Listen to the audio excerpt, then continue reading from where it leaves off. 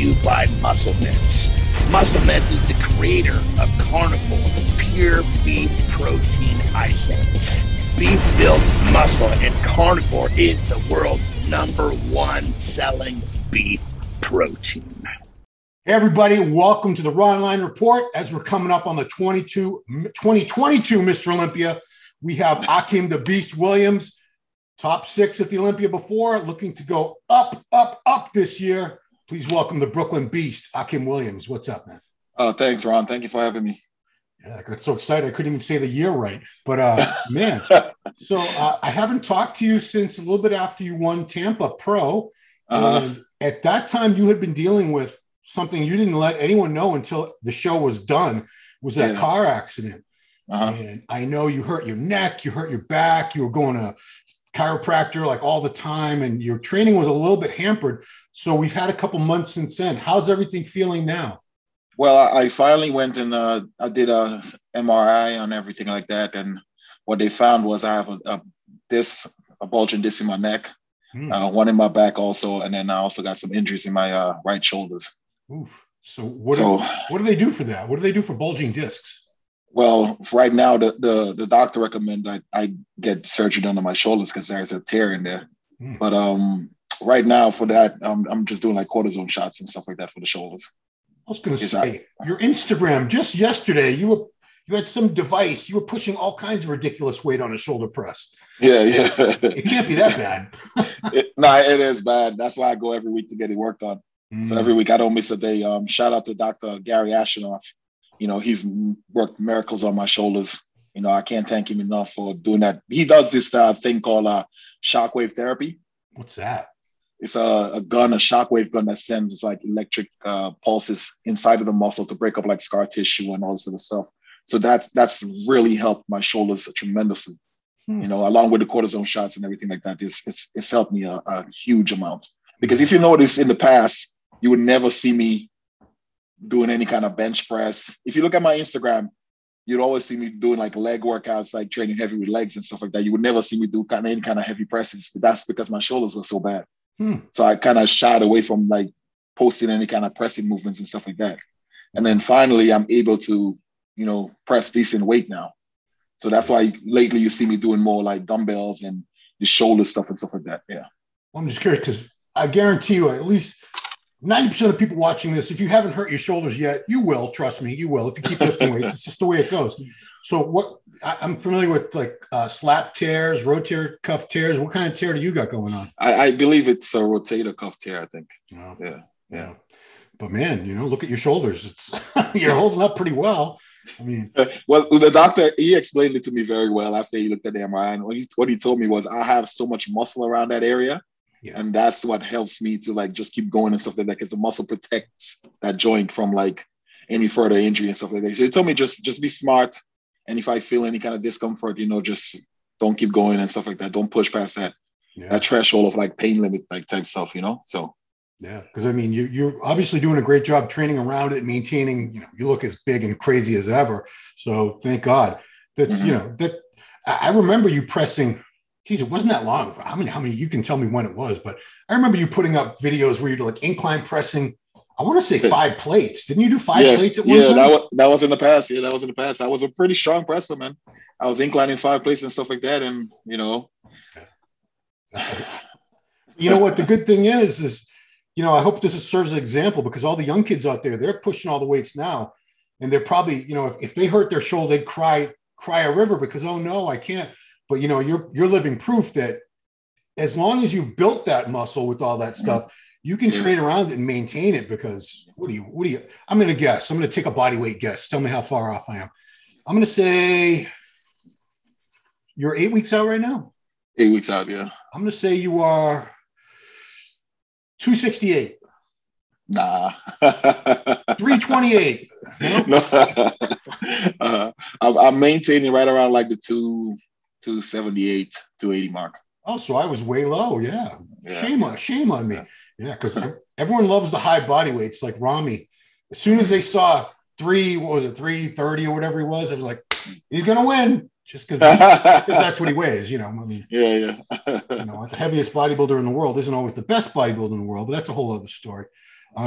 I want to know, like, how about leg training? Because I remember, your back was a little affected by the car accident too, and I remember you couldn't squat heavy and stuff. Not that you need to anymore. Obviously, your legs are like this, but how's the leg training coming along? It's going amazing, man. I like you said, I've been working around it a lot, so you don't see me like really squatting like that anymore. And even if I squat, I only go up to like 4 plates. Only, Yeah. But I've been doing a lot more machine stuff, and it's helping a lot because I'm seeing a lot more development. I'm seeing a lot more fullness and roundness in the muscle from doing all the machine stuff. So it's like you said, there's ways around it to work. And if you're smart and you train hard, you could get the same results, by like not doing certain exercises like squats and stuff like that. Because I also remember, you with the issues you had because of the accident, you couldn't really do a lot of like heavy T-bar, barbell row, those type of things. You were doing a lot more machines, but I wonder, could that have actually helped you in a way because it forced you to do different movement pathways and squeeze more? Because your back is all we ever freaking talk about, because everything else is amazing on you, and your back's not horrible by any means, but we want everything to be perfect, of course, in bodybuilding. We're always chasing perfection. So did the machine work and things like that, do you think it actually has helped your back these past few months? I think so. I'm seeing stuff that I never seen in terms of details and stuff like that. So I definitely think it's helping me to like create more details in my back, and that's exactly what I needed.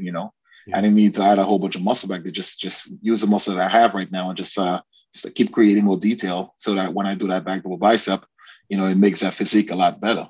So we'll see. I'm never one to like really talk and say I'm the best version of the 2.0. I do what I need to do on my end, and I show up.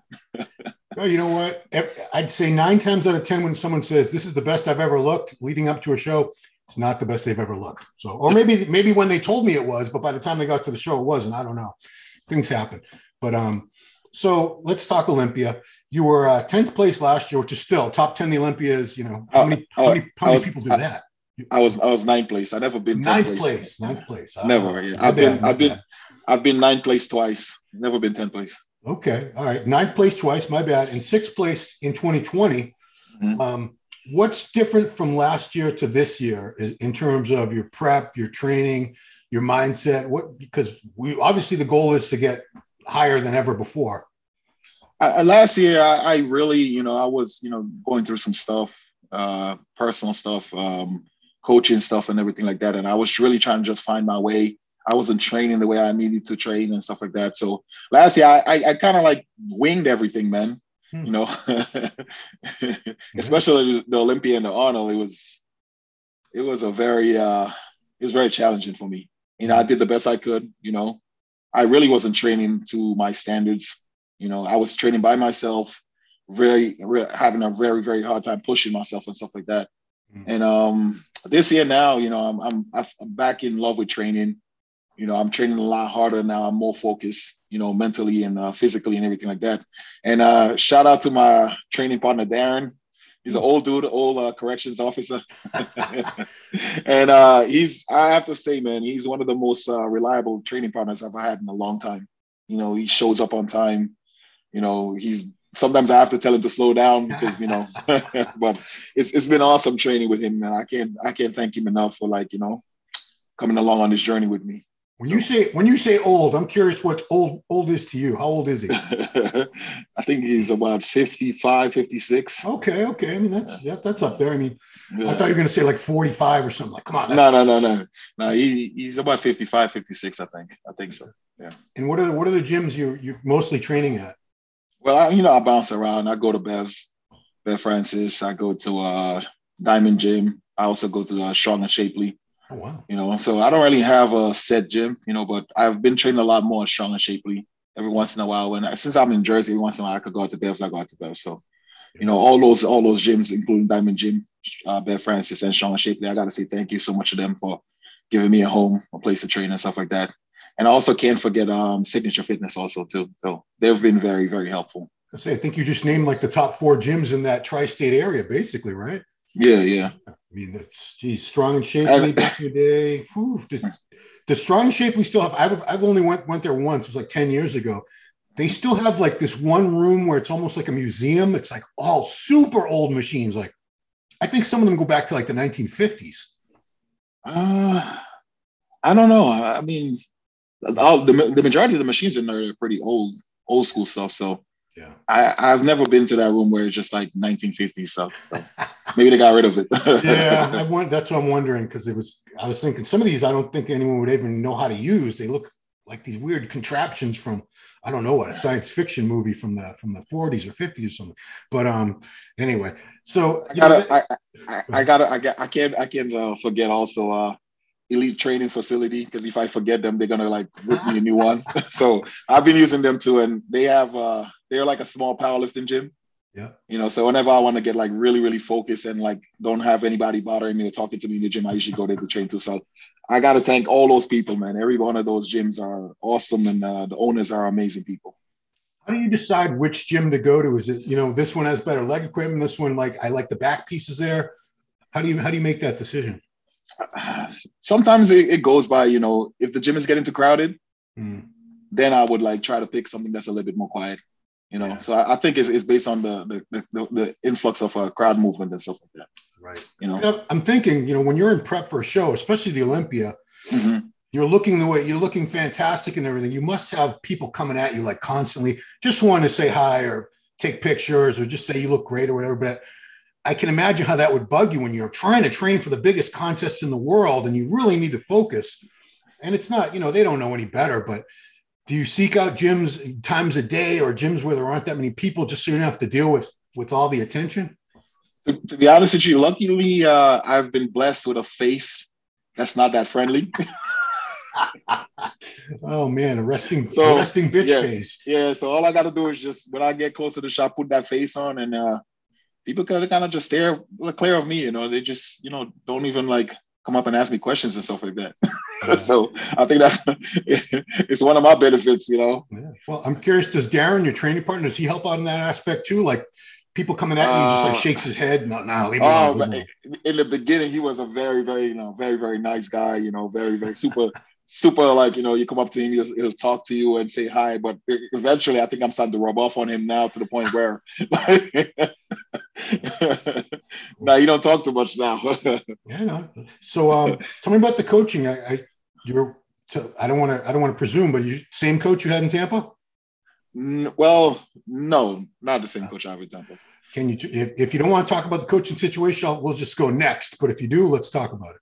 Let's go next. Okay, all right. No, yeah, I mean, I'll talk off the record. Okay, I don't want to put anything out there. And it's crazy how important that has become in our industries. Like, who's coaching him?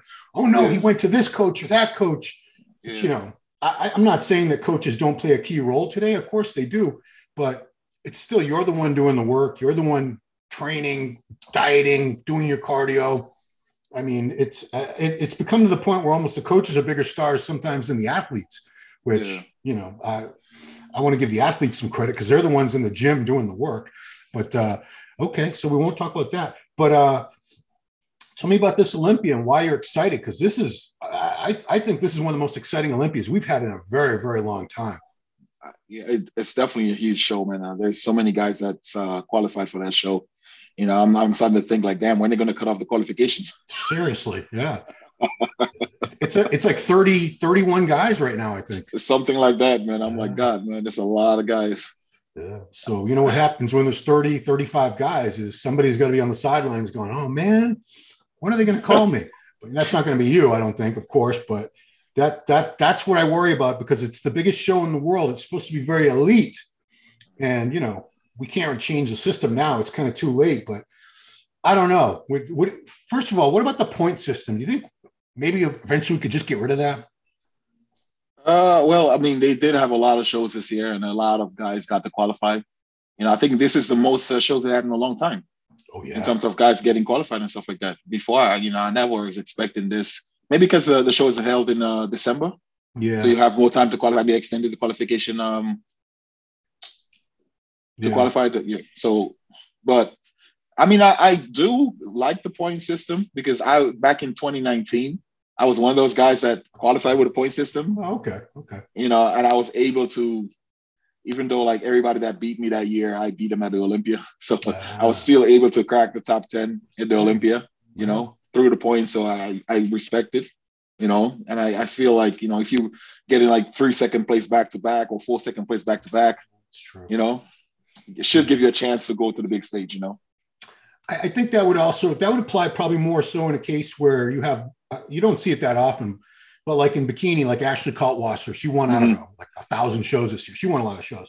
So that's a case where a lot of women were not going to win because Ashley showed up. And, you know, we don't see that too often in open men. You guys don't tend to do like 10 shows or anything, but I can see what you're saying. But what I'm saying is, like, even like, it doesn't, just because somebody beat you on that day doesn't mean that they're better than you, because in 2019, all the guys that beat me that year, I think I had like 4 second places or something like that. But every single person that beat me that year, they didn't beat me at the Olympia.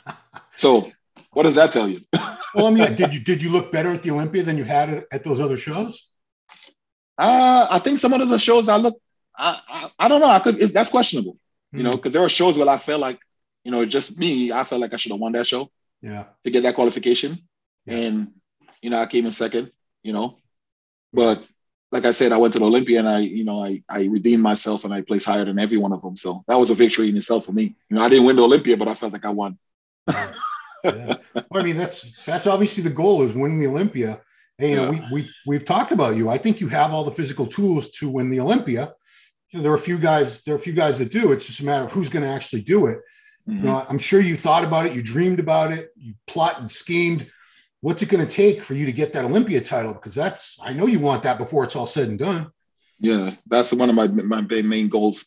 It's so at least one of the two big shows, either the Arnold or Olympia, before it's all said and done for me. You know, that's the ultimate goal for me. I go out like winning the Arnold, I go out winning the Olympia. You know, that would be definitely a successful career for me. Yeah, because I mean, you haven't been a pro that long. I mean, your first pro show was 2016, 17? No, 2014. Oh, 2014. Oh boy, you're getting old. Yeah. We got guys in their 50s competing, for God's sake. That's really changed that's changed the way I think a lot of us think. We see guys like Dexter and Kamal that are over 50 that are still mixing it up with guys in their 20s and 30s. It shows you bodybuilding is a very different sport from, you know, like the NFL and basketball, where a 50-year-old man would be, get the hell off the court. What are you doing, dude? You're gonna get hurt out there. Stop it. So let's talk a little bit about your sponsor, Musclemeds. What are some of the products? Last time we talked about your waist was smaller than ever. You were taking your belt down, like punching extra holes in your weight belt, because you were drinking a couple of your daily meals instead of eating, and your stomach was your midsection. Is that still the case? Have you been keeping the shakes in your prep? Yeah, I still keep the carnivore lean meal in there. It's one of my staples, especially to get the extra calories and get the protein and carbs combination instead of eating a regular meal. So I do that. But also one of my go-to in terms of my energy, in terms of my intensity, is the nitro test. Oh. You know, I love that product. You know, it comes with also a test booster. So awesome product. Now, I'm just curious how you use that. Do you use that for every workout, every cardio session, or only like certain body parts? I use it for like pretty much every workout. In terms of once I'm heading to, not for cardio, but if I'm heading to the gym, you know, I use the nitro test. Okay. Yeah. Just because it just gives you that, you know, that edge, gives you that focus, that mental focus that you need, and also the energy boost to push hard and train hard when you're in the gym. Yeah. So do you train once a day, twice a day? I've been training once a day. You know, I've never got into the whole mindset of training twice a day. You know, I feel like you go in there, hit it hard, and go home. You know, why are you saving some for later and going back and finish it off? I don't know. Especially, I mean, you're driving all over the place too. So, I mean, you're on the road enough as it is with one gym session a day. I can imagine if you're trying to hit two. Goodness gracious. So tell me a little bit about the prep. What's the food like right now? Do you have any idea how many calories you're taking in? Grams of protein, carbs, stuff like that? In terms of what I've noticed is, like, my body has been working really well with red meat. So in the past, you know, I would do a lot of chicken, I would do a lot of turkey. I don't really do well with fish at all. So I think, you know, me incorporating more red meat into my diet it's been helping me a lot, and I've seen the difference. So that's one of the changes I've made so far. So do you do ground meat? Do you do certain cuts of steak? What's your go-to for red meat? Definitely a combination of both. I like doing the ground sirloin. Okay. And also I like doing like the sirloin steak or even the ribeye. So it's a combination of both, yeah. So I'm just curious, because when I eat red meat, when a lot of people do, you're not hungry for a good 3-4 hours because it's very filling. Is that the case with you, or does your body process it faster? It processes it very fast. Yeah. Yeah, I mean, people forget you were like 180 pounds when you started lifting. 146. 146. Boy, my numbers are always way off. But I mean, you still have a pretty fast metabolism, don't you? Yeah. Uh-huh. Yeah, it's hard to believe looking at you now, because yeah, I think somebody like that, your metabolism would be like a turtle. But no. So how about are you cutting your carbs way back now, or do you still keep the carbs high?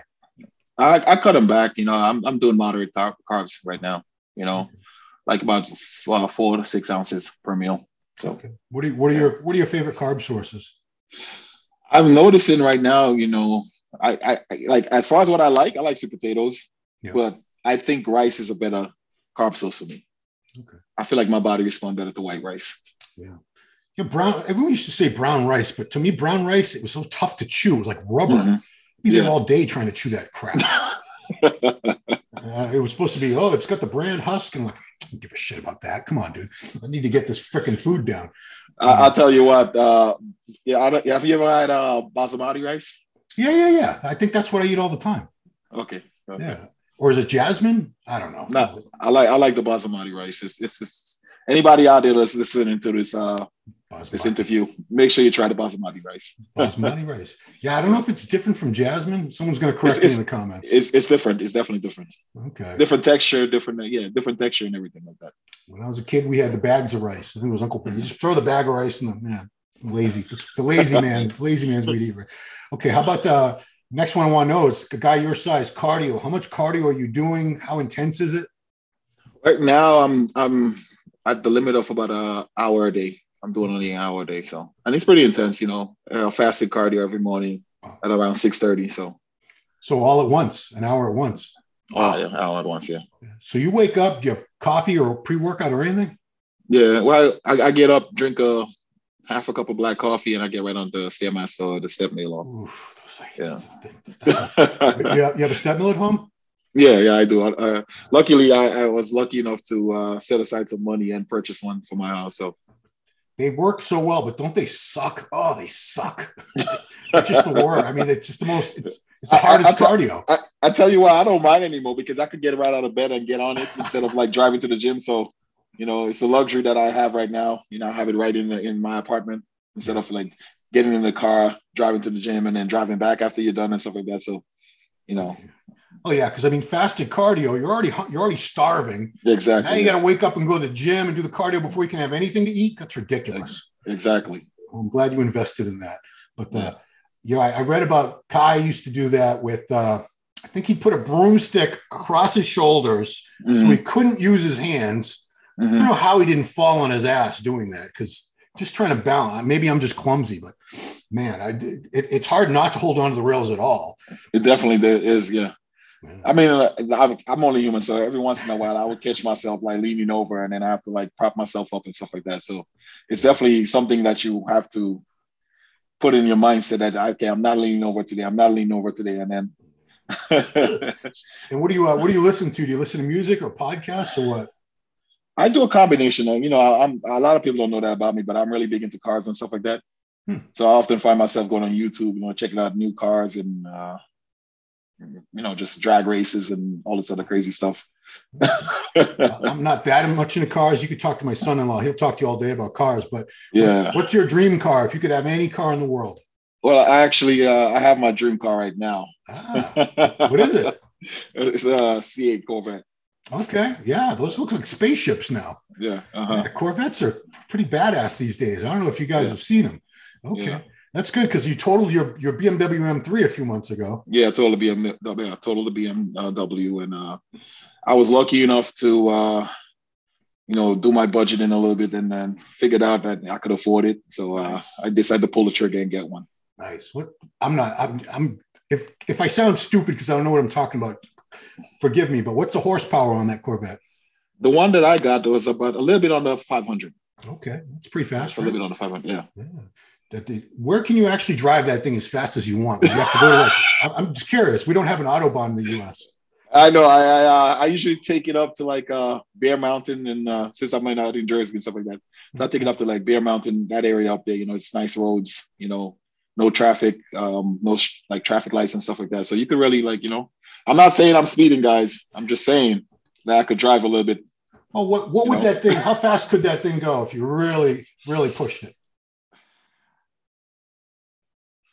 I'm not saying this is how fast you drive. How fast could it possibly go? I would say maybe like 180, 190. Yeah. Give or take. That's insane. That's almost 200 miles an hour. Yeah, I've gone one I think 135, 140 in it before. Yeah. Okay. And you didn't feel like anything, like you felt like you were going like 60. Yeah. I mean, fastest I ever went was like 140, 150, and it was a rental, so I didn't care if I destroyed it. It was a Nissan Maxima V6. I think that's probably not meant to go that fast. I probably did do some damage to the thing, but in my defense, it was the I-15 going from LA to Vegas. It was a straightaway. It was like a jet, like a plane, a runway. There was no car there, so I wasn't putting anyone in danger except for me and my wife. But okay, so guys, you know this now. Akim's a car nut. You can talk to him about cars. You don't have to just talk about chicken breasts and muscle meals. Cool, man. Yeah, so this is exciting, man. This Olympia it's got the most buzz around it for many reasons. We're back in Vegas for the first time in 3 years. That's awesome. We got so many new dudes in the show. We got Andrew, Jack, we got Blessing. This Crezo guy might be in it. We don't know. We'll find out next weekend. But man, it's cool because we have so many established guys like yourself and Rami, and then we have all these new guys. I think this is going to be the best Olympia we've had in like 10, maybe 15 years. I'm sorry. Yeah, it's definitely going to be a big show. I'm just hoping that we don't feel rushed on that stage. Because you're talking 30 guys. You're not going to see how stuff's a little bit rushed. And hopefully, everybody get a fair look. And, everybody get the time that they are deserving of getting on that stage, Because, like I said, it's a lot of guys, No, I agree. If it's 30, we still have, I think, 2 more shows to qualify. I think 3.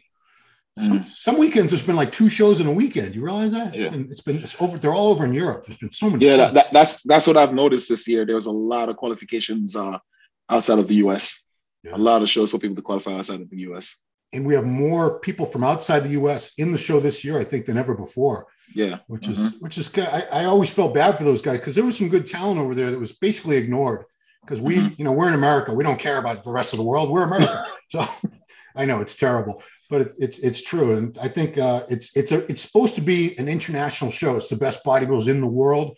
And this time we're really going to see that. We see guys from New Jersey, guys from Slovakia, it's going to be a really global show. So I'm excited, man. And I'm not going to ask you to make any predictions. Predictions don't mean a damn thing, but what are we going to see? What are we going to see differently with Akim Williams' physique this year? I know you've been working hard. I've definitely been, I'm just trying to keep my shape. I think that plays a big part in my physique. If my shape is right and I have that conditioning, I think I'm there with the best of them. So just got to maintain that shape. Don't get blocky in the stomach and stuff like that. And once I bring that along with like really good condition, I think I'm right there in the mix. Absolutely. Yeah. It's crazy, man. I hate predictions because there's so many great guys in the show. Mm-hmm. I feel like anytime if I'm going to miss somebody and then people say, what about so-and-so? You forgot all about them. And yeah, I don't want to do that. But yeah, I'm excited for you. I'm excited for all the guys because this is it's our Super Bowl. And this time it's going to be back where it's supposed to be. No more pandemic, no more stupid masks. So you're actually, I'm one of those guys that loved it in Florida. Nothing taken away from anything from Vegas, but yeah. I really did enjoy being in Florida and just getting on a plane ride for like 2.5 hours instead of like 5 hours for me, That's true. But is there anything about like Florida or Orlando that you like better than Vegas as a location? Yeah. The weather.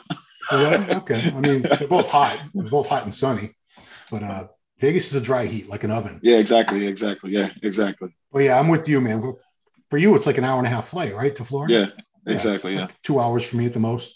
Yeah, I feel you on that, but it'll be back. I honestly believe they're gonna alternate Orlando, Vegas, because Orlando is a great place for if you have a family, anybody out there, or even if you don't, if you just want to go to all those parks, because I'm not a gambler. I don't want to waste my money on casinos. I don't want to spend money on these stupid Siegfried, well, not Siegfried and Roy. What do they got out there now? I don't know. Whatever shows they have in Vegas. So I don't even care. But I'd rather go to like Animal Kingdom or Disney or Universal or something cool like that, personally. Yeah. All right, man. Well, I will let you get back to prepping. You got 8 weeks to become the best version of Akim Williams we've ever seen. You've been 9th place twice, not 10th. 9th place twice, 6th place once. This year, God willing, we're going to see you get even higher than that, man. That's the goal. So I wish you the very best of luck, Akim. Thank you so much. And definitely got to say thank you so much to my sponsors, Musclemeds. You know, without them, this journey would not be possible. And I really appreciate everything that they have done for me, you know, over the years, and continued success with them behind me. I'll just, you know, keep doing my best and hopefully always represent the brand the way it needs to be represented. Right on. Well said, sir. All right. Well, Akim, thank you so much. Everybody, thanks for watching. Hit the subscribe button, the notification bell, all that good stuff. If you have anything to say, leave it in the comments, whether it's good or bad. I like all your feedback. Love me or hate me. It's all good. It's all good. So thank you, Akim, and best of luck in the next 8 weeks preparing for the 2022 Mr. Olympia. Yeah. Thank you so much, Ron. All right. Thanks, everybody, for watching, and we'll see you next time. Bye.